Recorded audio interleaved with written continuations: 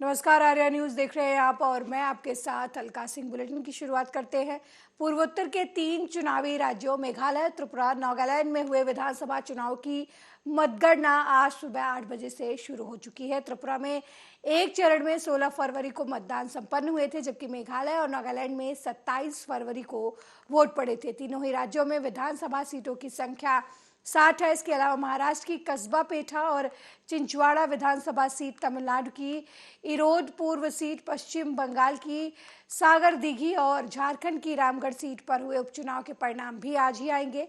तीनों राज्यों की मतगणना 5 से 8 राउंड में पूरी हो सकती है और दोपहर 11 बजे तक रुझान स्पष्ट हो सकते हैं। और अब तक की मतगणना में त्रिपुरा में बीजेपी नंबर 1 पर चल रही है और वहीं टीएमसी दूसरे नंबर पर नजर आ रही है।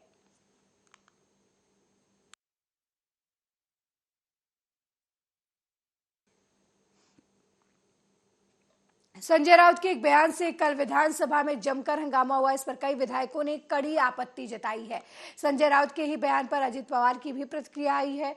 अजीत पवार ने कहा कि किसी को ये कहने का अधिकार नहीं कि विधायक चोर हैं। कई दिग्गजों ने विधायकी में काम किया है। अगर संजय राउत ने ऐसा कहा है तो गलत है। ना तो विपक्ष और ना ही सत्ता पक्ष ने इसका समर्थन किया है। अगर संजय राउत ने ऐसा बोला है तो उनकी जांच होनी चाहिए। अजीत पवार ने कहा कि इस वाक्य का समर्थन नहीं किया जा सकता। अजीत पवार ने यह भी कहा कि इस संबंध में कोई अलग फैसला लिया जाना चाहिए। विशेष अधिकार समिति का गठन किया गया है। मामला विशेष अधिकार समिति के पास जाने की उम्मीद जताई जा रही है। अभी ऐसा होता नजर नहीं आ रहा। कहा गया कि बुधवार तक फैसला सुना दिया जाएगा। अजीत पवार ने यह भी कहा कि उसके बाद स्पेशल राइट्स कमेटी फैसला लेगी।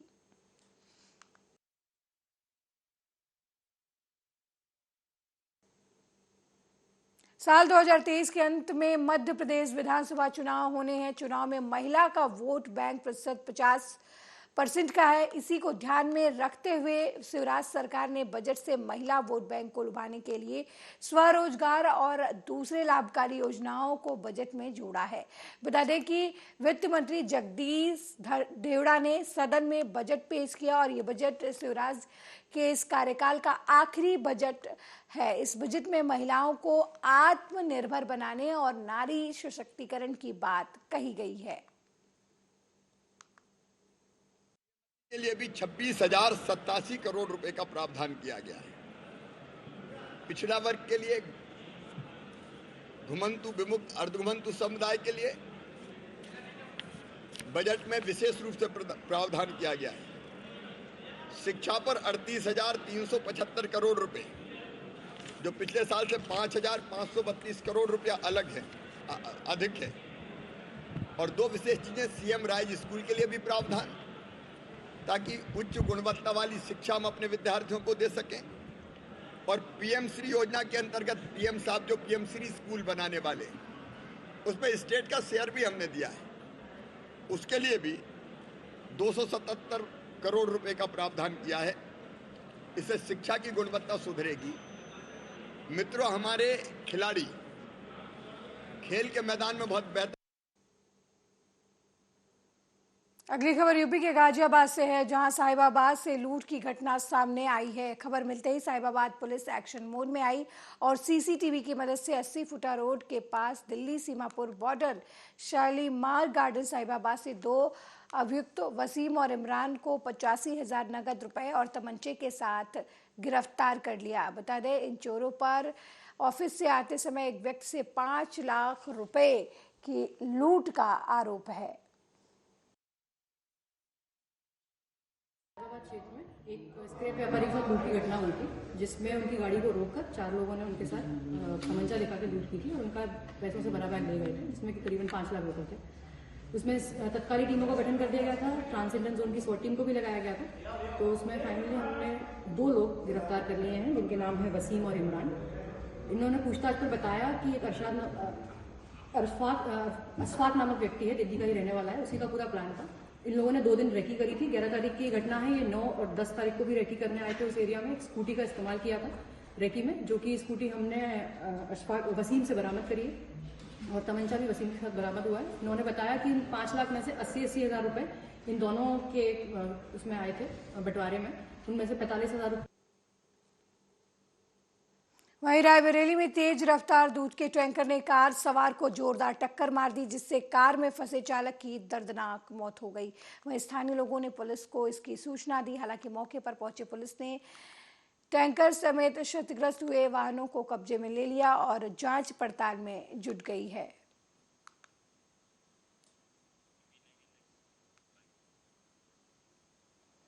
वहीं शिवपुरी जिले के खनिया धाना क्षेत्र में वन विभाग की अवैध उत्खनन कार्यकर्ताओं पर एक के बाद एक कार्रवाई करने को की जा रही है। रेंज अनुराग तिवारी और के निर्देश पर डिप्टी रेंजर रवि शंकर पटेरिया की खनिया धाना वन क्षेत्र में आने वाले बीट मचारन में एक ट्रैक्टर ट्राली जो कि मिट्टी का अवैध उत्खनन कर रहा था, जैसे ही वन विभाग की टीम को अवैध उत्खनन की सूचना मिली और वन विभाग की टीम को अवैध उत्खनन करने वालों ने देखा, ट्रैक्टर मौके पर छोड़कर फरार हो गए। फिलहाल खनिया धाना वन विभाग की टीम ने मिट्टी का उत्खनन कर रहे ट्रैक्टर ट्रॉली को पकड़कर खनिया धाना सब रेंज लाकर रखवा दिया है।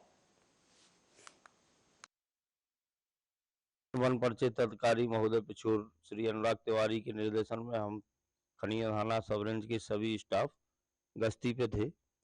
बीट मचारन में पहुंचने पर हमने देखा कि एक ट्रैक्टर मिट्टी भर रहा है खुदाई करके। जैसे भी हम उसके पास पहुंचे तो स्टाफ उसका मिट्टी ट्रैक्टर छोड़ के भाग गया। मौके से एक ट्रैक्टर को जब्त करके सब रेंज खनिया थाना में रखा गया। 2 घन मीटर मिट्टी है और लगभग 4 घन मीटर। वहीं छत्तीसगढ़ के सूरजपुर में SECL विश्रामपुर क्षेत्र के रेहर गायत्री परियोजना में नौकरी, मुआवजा और मूलभूत सुविधाओं की मांग को लेकर क्षेत्र के लोगों ने मानी गेत्रा पौड़ी के ग्रामीणों ने धरना प्रदर्शन किया। ग्रामीणों का कहना है कि जब तक उनकी मांग पूरी नहीं की जाएगी तब तक कोल परिवहन और उत्पादन पूरी तरीके से बंद रहेगा, जिसकी जिम्मेदारी पूरी तरीके से कोल प्रबंधन की होगी। लेकर हमारे ग्रामीणों द्वारा ये चक्का जाम किया है अनिश्चितकालीन जो कि है। हमारे गांव में लगभग 523 एकड़ कोल बेरिंग जमीन है जो अपनी कृषि जमीन है, हमारे ग्रामीणों की है। उसके नीचे माइंस चल रही है और हमारे किसान लगभग 20-25 वर्ष से किसी कार्य नहीं कर पा रहे हैं। तो बड़े ग्रामवासी भी अपने निजी रहवास को छोड़ के कहीं अन्यत्र जंगल में बसने को मजबूर हो चुके हैं और लगभग 35 भूस्वामी गाँव छोड़कर जंगली क्षेत्र में निवास करते हैं। मुआवजा को लेकर हमारे अगली खबर संगरूर से है, जहां खेड़ी चंदवा गांव में 25 फरवरी को हुए ब्लाइंड मर्डर केस की गुत्थी पुलिस ने अब सुलझा ली है। पुलिस के मुताबिक घर का नौकर ही अपनी मालकिन के कत्ल का आरोपी निकला। पुलिस ने जानकारी देते हुए बताया कि बिहार भागने की फिराक में कातिल था, लेकिन पुलिस ने सतर्कता दिखाते हुए आरोपी को गिरफ्तार कर लिया है। 1 साल जी। आपने जब आप बाहर से आए कितने बजे आए, क्या देखा आपने, पूरा दसो। 1:10 पर खेत से तुरे थे जी। खेत से तुर के मैं आया जी। मैं बोले आप डंगर चूहे पे ले जाऊंगा जी। चूहे पे जा रहे था, मैं देख लिया। मैं बड़े भैया नु बलानु चल गया ता मैं वो भी मेरे ना ले आ गया। जब आप घर में आए तो क्या देखा आपने? सबसे पहले आया जी खेत साइकिल खड़ा है जी। साइकिल खड़ा करके मैं बोले डंगर बांधने जाऊंगा। डंगर बांध के तामे मैं उधर देख लिया। देख करके साइकिल चक के जाके बड़े भैया बलौने जा रहे थे तामे वो नाले आगे वो भी पे थे। वहीं आगरा पुलिस ने लोगों को सरकारी ठेके दिलवाने के नाम पर लाखों की ठगी करने वाले नकली IAS अधिकारी को गिरफ्तार कर जेल भेज दिया है। आगरा के थाना ताजगंज पुलिस ने बाल विकास और आशा कार्यकर्त्री का टेंडर दिलवाने के नाम पर आगरा की महिला से 14 लाख की ठगी करने वाले फर्जी IAS अधिकारी को गिरफ्तार किया है। ठगी के काम में शामिल गाजियाबाद की महिला को पुलिस अभी तलाश रही है। आरोपी खुद को मुख्यमंत्री का सचिव बताकर ठगी करता था। पुलिस को आरोपी पंकज राव और पंकज गुप्ता के पास से 2 मोबाइल, लखनऊ सचिवालय का फर्जी IAS का आई कार्ड, अलग अलग नाम 2 आधार कार्ड, 2 पैन कार्ड और नेहा से ठगी के लिए बनाए गए कागजात बरामद हुए हैं।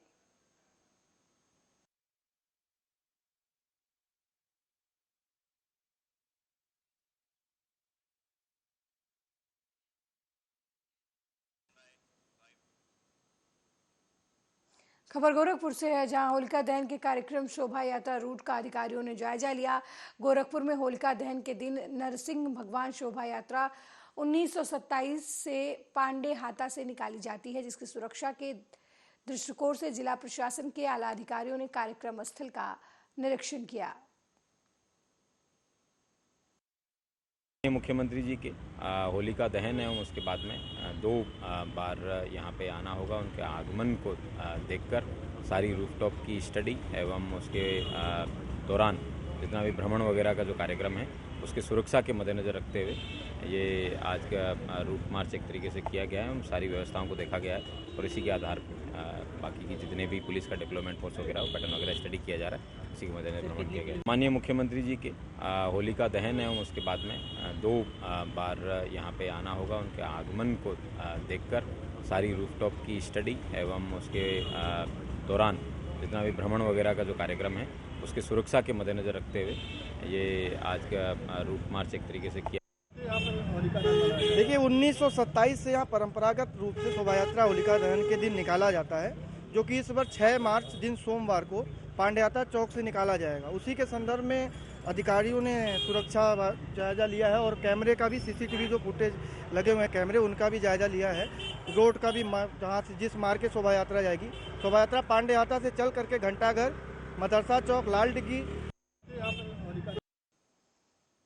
वहीं अगली खबर यूपी के प्रतापगढ़ से है, जहां चित्रकूट हाईवे पर शव रखकर परिजनों संग ग्रामीणों ने जमकर हंगामा किया और सड़क जाम कर दी। वहीं मौके पर पहुंची पुलिस ने ग्रामीणों और मृतकों के परिजनों की झड़प हो गई। मृतक के परिजन ईंट भट्टा संचालक पर कार्रवाई और मुआवजे की मांग कर रहे हैं। हालांकि इस दौरान सीओ समेत भारी पुलिस बल मौके पर मौजूद रहे।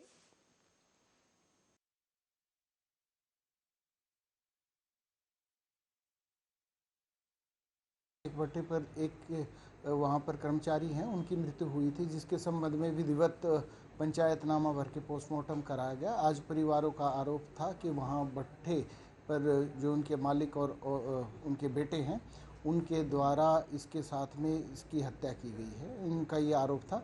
तो पुलिस के द्वारा उनसे तहरीर प्राप्त की गई और इसमें अभियोग पंजीकृत कर निष्पक्ष गुणवत्ता के आधार पर विवेचना। मांग हमारी है साहब, जो बच्चे हमारे चाचा मरे हुए हैं, इनके बच्चे छोटे छोटे हैं, इनका मांग पूरी की जाए।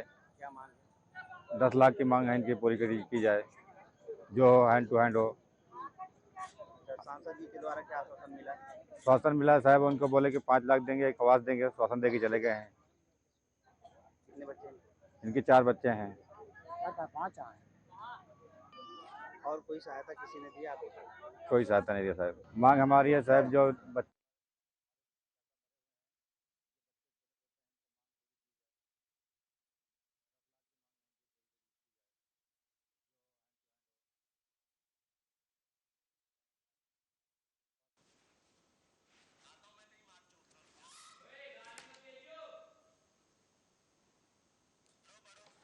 वहीं उत्तर प्रदेश में एक बार फिर अवैध प्रॉपर्टी पर बुलडोजर चल रहा है।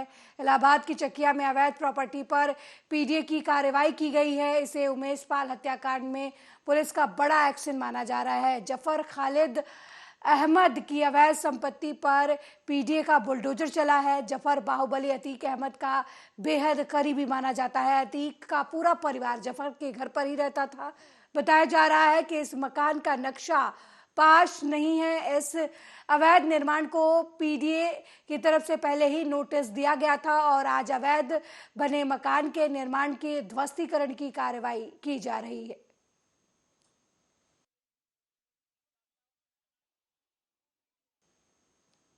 वहीं गोरखपुर में सामाजिक न्याय और अधिकारिता मंत्रालय भारत सरकार की तरफ से आयोजित अंतर्राष्ट्रीय व्हील चेयर दिवस के मौके पर गोरखपुर से सीआरसी द्वारा लगभग 100 व्हील चेयर साइकिल दिव्यांगजनों में वितरित किया गया। इसमें मुख्य अतिथि के रूप में जिला सशक्तिकरण अधिकारी संदीप कुमार मौर्य इस कार्यक्रम के मुख्य अतिथि के तौर पर मौजूद थे। इस दौरान उन्होंने दिव्यांगजनों के बीच में जाकर उनकी समस्याओं को जाना और उनका निस्तारण किया। सर्वप्रथम मैं जनपद के सभी दिव्यांग भाई बंधुओं को अंतर्राष्ट्रीय व्हील चेयर्स डे के लिए बहुत बहुत शुभकामनाएं देता हूं। और इसी आयोजन के तहत सीआरसी गोरखपुर और एहसास एनजीओ द्वारा आज व्हील चेयर्स की रैली का आयोजन किया गया है। उसी में मैं भी शामिल हुआ हूँ। और बता दें कि व्हील चेयर्स डे का जो आयोजन है सर्वप्रथम 2008 में भारत में ही सबसे पहले हुआ था। उसके बाद आज वो कड़ी जो है आज तक बरकरार है। तो इसी कड़ी में और इसके माध्यम से एक अवेयरनेस लाई जा रही है, खास करके लोकोमोटर डिसेबिलिटी जिनको चलने फिरने में समस्या होती है उनको ध्यान में रख के भारत सरकार की तरफ से एक्सेसिबल इंडिया कैंपेन जो संचालित किया जा रहा है। आप आए दिन देखते होंगे कहीं एटीएम बना है, बैंक बना है और बैंक के पास में 3-4 सीढ़ियां बनी हुई है जिसकी वजह से वो व्हील चेयर पर्सन वहां पहुंच नहीं पाते। सरकार ने करोड़ों रुपए खर्च करके पार्क डेवलप किया है, लेकिन वहीं गोरखपुर में महिला को लिफ्ट देने के बहाने उसके साथ लूटपाट करने वाले छात्रों को पुलिस ने गिरफ्तार कर लिया। दरअसल खोराबाद पुलिस ने लिफ्ट देने के बहाने लूटपाट करने वाले एक छात्र बदमाश को 24 घंटे के अंदर गिरफ्तार करते हुए उसके पास से लूटे गए सोने के जेवरात भी बरामद किए हैं। जनपद गोरखपुर के थाना खोराबाद क्षेत्र में जंगल चौरी गांव के पास में एक महिला कल जा रही थी, तो उसको लिफ्ट देने के नाम पर एक चंद्रशेखर चौधरी नाम के व्यक्ति ने बताया कि वो हम आपको आगे छोड़ देंगे जहां आपको जाना है। इस बाबत उसको बिठाया और बिठाने के बाद में उसको वो जंगल की तरफ लेके गया एवं वहां पे उसके कान के कुंडल और उसका जो सोने का ज्योतिया था वो दोनों उसने उतार लिए एवं उतारने के बाद में उस महिला ने शोर मचाया तो वो व्यक्ति वहाँ से भाग गया।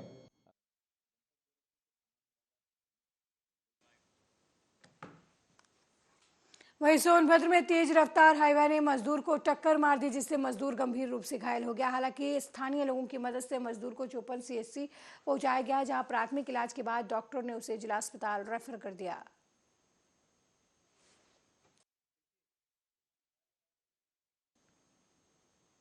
रायबरेली में हाई स्कूल की परीक्षा देकर लौट रहे छात्र को अज्ञात ट्रक ने रौंद दिया। वहीं मौके पर छात्र की दर्दनाक मौत हो गई।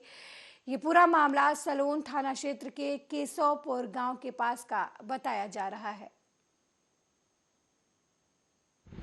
ये हम तो गए थे अभी पेपर दिलाने बच्चे का, आए तो सुने, जब घर आए तो सुनाई पड़ा कि जो है जी बाइक टकरा गई, उसके बाद में पीछे ट्रक था वो चढ़ गया। तो क्या लड़के का क्या जीवित है या मर गए? नहीं, मर गया। तो जो पेपर देके आ रहे थे, सामने गाड़ी लड़ी, एक गाड़ी नीचे खंतिम चले गई, दूसरी गाड़ी भाग गई, उसके ऊपर ट्रक चढ़ गया। तो क्या स्थिति है लड़के की? लड़का खत्म हो गया मौके। वही राजस्थान जिसके कण कण में प्रेम की मिठास है, जिसकी हवाओं में संस्कृत परंपरा और रीति रिवाज की महक है, और अब उसी धरती पर चैताली क्रिएशंस और के बैनर तले आर्या डिजिटल के चैनल रंगीलो आर्या जल्द लॉन्च होने जा रहा है, जिससे आएगी मिट्टी की खुशबू, संस्कृत के अपनापन की महक और कुछ ऐसे ही गीत। तो वहीं हाल ही में एक गाना तैयार किया जा रहा है जिसे जाने माने संगीतकार पी मुकेश ने संगीतबद्ध किया है। इस गाने में आवाज है हर्षिता, नेहा, अनुराग, अजय, रफीक की, और इसे फिल्माया गया है राजस्थान की खूबसूरत लोकेशन पर।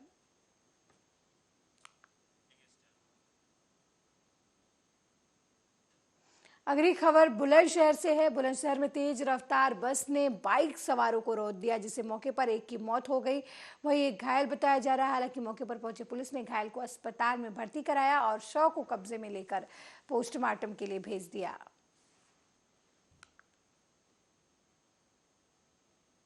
महेश कुमार जी, कैसे हुआ ये हादसा, पता चला? ये सर खुर्जा जंक्शन रूबस पचकाई गांव से अब बहन के यहाँ पर मिठाई का त्यौहार देने जा रहे थे, तभी लौटते समय इनको जंक्शन पर जो लोकल बस चलती है जेवर से आती साइड में एक्सीडेंट मार दिया। जो है कहाँ रहती है? खुर्जा जंक्शन पर रहती है। मेरे साथ इस बुलेटिन में फिलहाल इतना ही। देश दुनिया की तमाम खबरों को देखने के लिए देखते रहिए आर्या न्यूज़। नमस्कार।